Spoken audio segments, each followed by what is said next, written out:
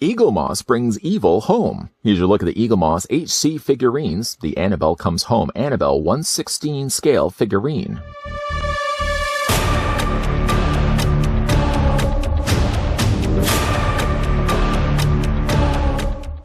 Enter a world of horror with this 1/16 scale figurine inspired by the iconic movie Annabelle Comes Home, cast in resin and painted by hand.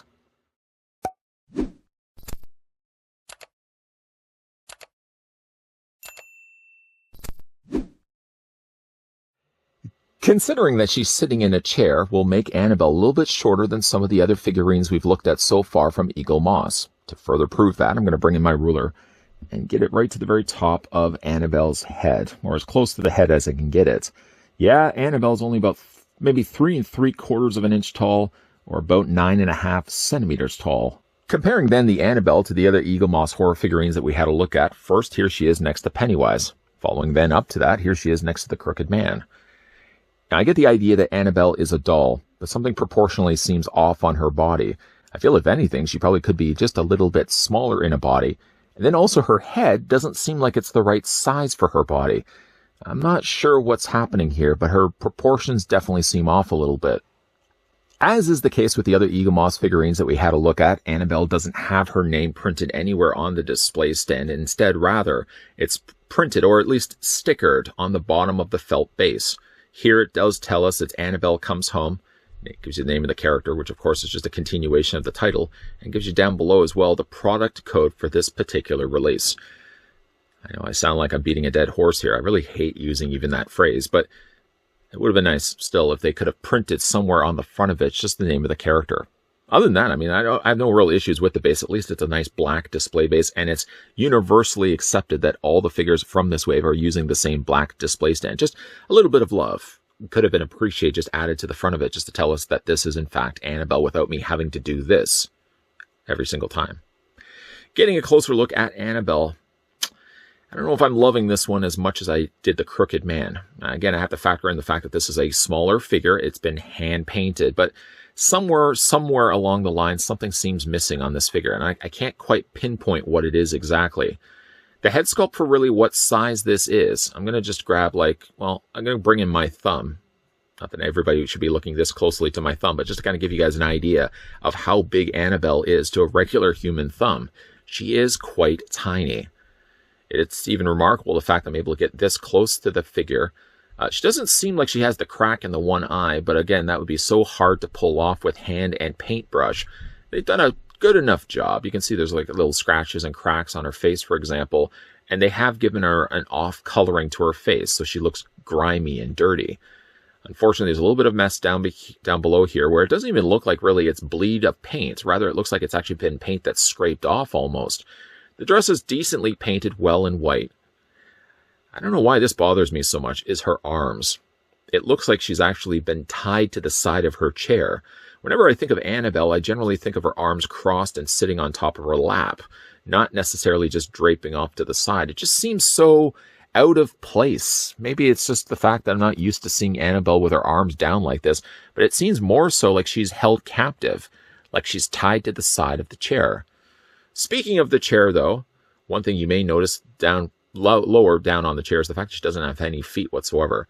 Now, I could write this off the fact that she has a longer dress that would be covering off her feet, which probably would be right around here, I'm guessing. But it's just so strange to kind of lift this up like this and see that there's no feet sculpted anywhere inside the dress.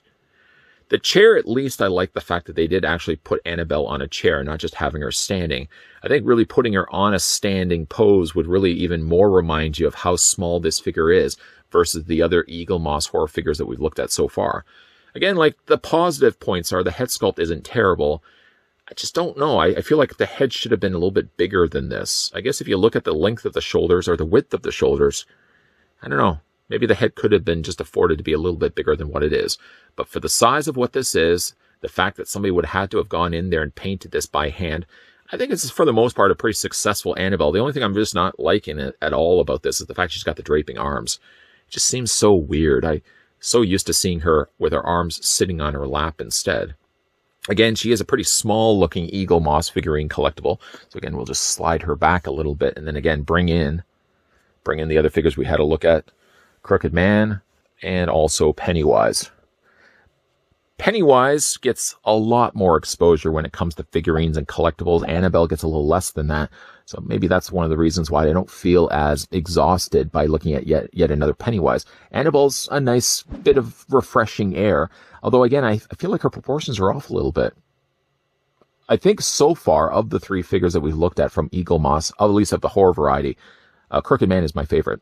That may not likely change. I mean, I've already seen the Nun Valak because I've already ordered all of these. I ordered the three figures that we've already looked at here, and also along in that shipment, I also ordered the Nun Valak, which we will be looking at in an upcoming review. By the way, all of these are available over on Entertainment Earth's website. That's where I picked these up. They are going to be, yes, a little bit more expensive because they are resin and hand painted. But if you don't mind the little miniaturized versions of these horror icons, some lesser to an extent like the Crooked Man, I think they're decent statues, little collectibles, miniatures that you can put on the shelf. Annabelle, I'm not as impressed about just because she is even smaller still than the other ones that we looked at on either side of her. But I guess she does things well enough. Just those arms, just not crazy about the arms at all. Oh, and if you were wondering, yeah, Annabelle, same price as the other figurines from Eaglemoss. Just because she's a little bit smaller in stature does not decrease the price at all. If anything, you could say she's still $24.99 because even though she is a smaller figurine, she is technically also sitting on a chair. So I'd imagine they probably would have used just as much resin to produce her as they would have used to produce like the likes of Pennywise. Still $24.99. I picked these up over on Entertainment Earth's website for, again, that price point of $24.99. And you know, again, $24.99 may be right there, the deal breaker that many collectors are like, I'm not going to pay that price for something so small. But if, keeping in mind, Eaglemoss was to produce these in plastic rather than resin, because resin's a much more expensive material to be using, I would probably expect then this to be a third the price. If they were still releasing this figure in plastic at that price point of $25, I would say, no way. It's too expensive. Resin, yes. Hand painted, sure. $24.99, a little steep for some collectibles, especially of this size. But again, the fact that they're using a resin material, I could justify it a little bit more.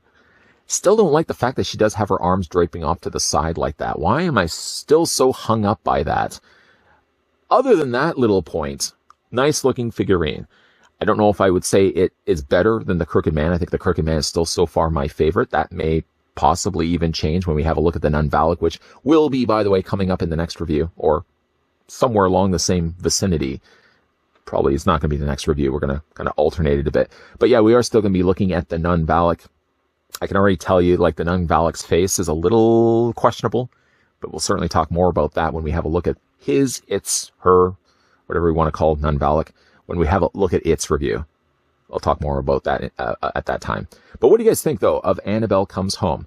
Is the price point something of a deal breaker to you guys? Would you venture out to get an Eaglemoss figurine knowing that the price point for these are about $25? Let me know down below in the comments section. And if you have been collecting Eaglemoss, what kind of stuff are you guys collecting? Again, always like reading your comments down below. If you are new to this channel and you're enjoying, I hope, the content that you guys have been seeing so far, thus far, and moving forward, make sure you hit that subscribe button down below. You can as well turn on the bell notification, and they're saying, oh no, here he goes talking about the bell notification. I'm so sorry.